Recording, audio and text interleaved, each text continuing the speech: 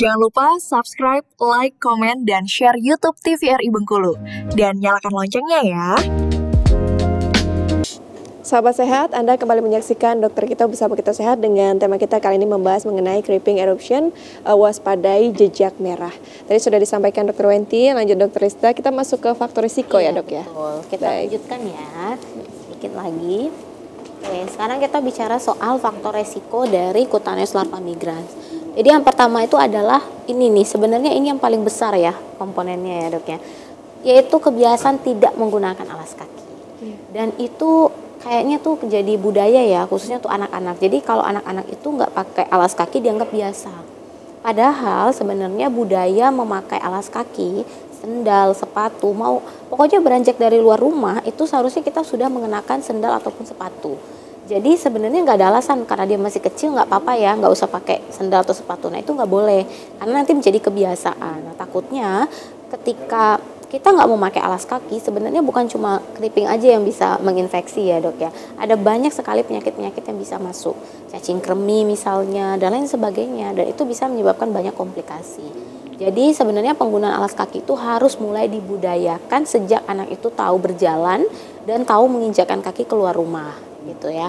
Kemudian izin dok, berarti untuk terapi-terapi yang memang harus mengenai telapak kaki, mengenai bagian bawah atau lantai begitu, memang ada tempat terapinya tersendiri ya diusahakan ya dok ya? Iya, jadi bukan terapi sih Jul, tapi lebih ke kayak budaya untuk kita memakai alas kaki gitu. Karena yang masih sering terdengar itu adalah kalau anak-anak itu nggak apa-apa, nggak pakai sendal sepatu. Kalau udah dewasa baru malu nggak pakai sendal sepatu katanya. Artinya bisa diakalin dengan penggunaan kaos kaki begitu nggak apa-apa ya? Kaos kaki boleh. Boleh ya. Cuman kan kita kalau kaos kaki kan nggak semuanya anti slip ya. Oh, iya. Maksudnya punya resiko jatuh. Iya. Kita akan menimbulkan trauma nantinya gitu. Makanya yang bagus itu sebenarnya memang didesain ya untuk keluar rumah seperti sendal ataupun sepatu. Baik. Ya. Kemudian ada pengobatan anjing atau kucing secara teratur, karena tadi kita tahu ya di gambar siklus hidupnya cacing bahwa anjing sama kucing memegang peranan yang cukup penting ya. Ya adalah binatang yang menjadi pembawa salah satunya ya, telurnya ada di dalam fesesnya. Kemudian tinggal di daerah dengan keadaan pasir atau tanah yang lembab, ini juga beresiko ya.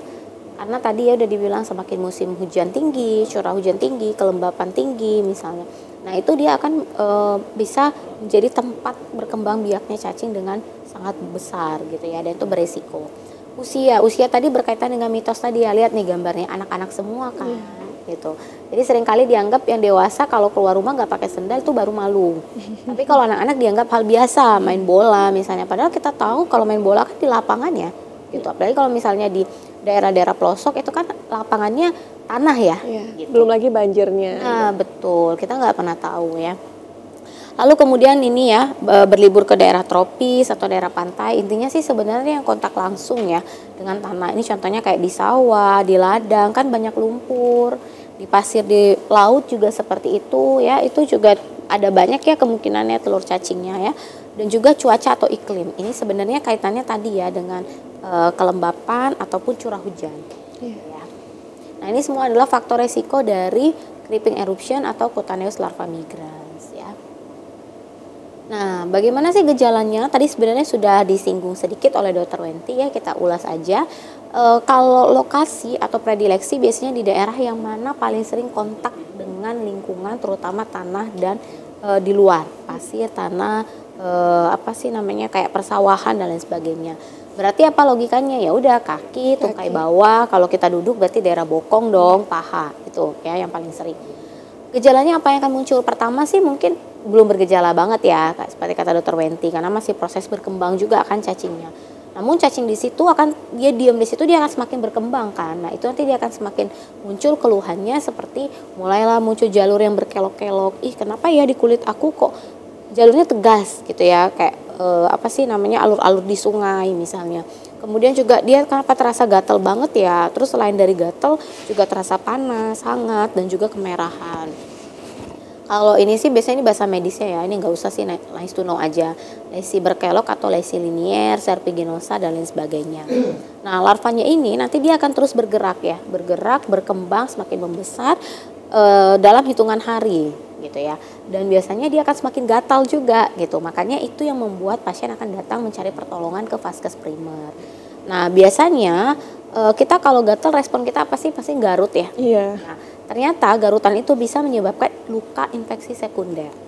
Ya. Karena kita juga tahu, kita harus sadar bahwa tangan kita ini sebenarnya penuh dengan kuman. Makanya kita diajarkan untuk cuci tangan yang baik dan benar, juga ada langkah yang tepatnya. Karena setiap sudut tangan kita menyentuh kursi, meja, lantai dan lain sebagainya, itu kan nempel semua.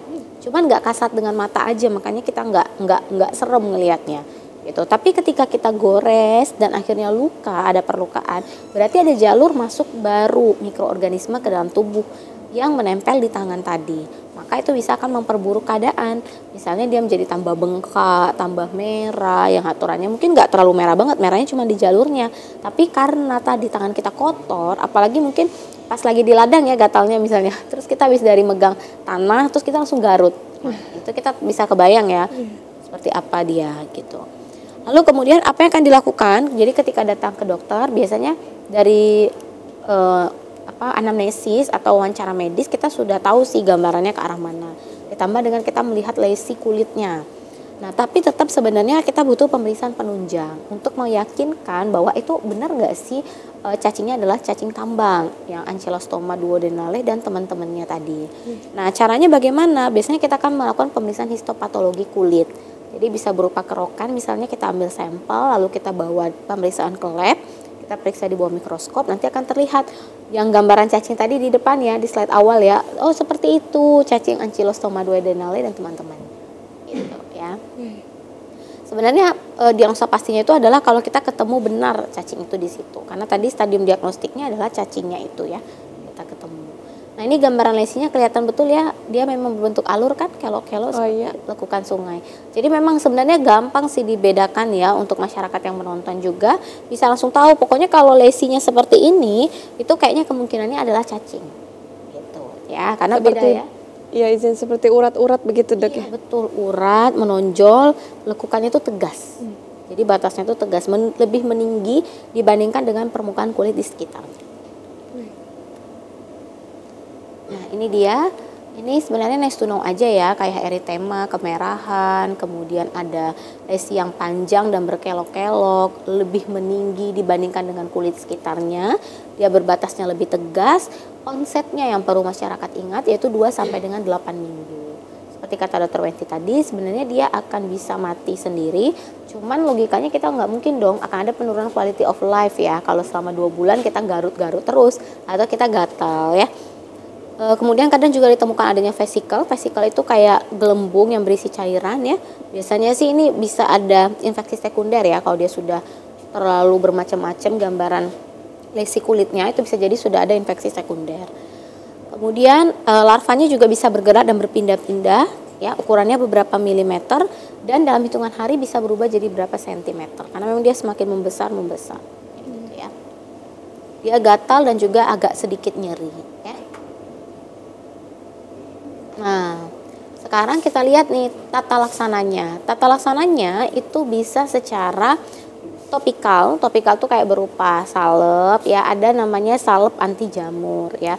Tapi tetap masyarakat tidak boleh self diagnose, jadi nggak boleh mendiagnosa sendiri lalu kemudian membeli terapi sendiri. Tetap harus berkonsultasi dulu ke dokter ya, yang mana pilihannya yang tepat. Atau kita punya semprotan gitu ya dok ya, kalau di puskesmas atau di vaskes primer itu dia semprotannya memang untuk mematikan cacing. Kita semprotkan di daerah yang kena lesinya, tapi biasanya itu kita kayak kita buka sedikit ya dok ya, kita buka sedikit, ada perlukan sedikit, tapi tentunya dengan menggunakan spet yang steril ya, jadi tidak menimbulkan masalah baru, tidak menimbulkan infeksi sekunder.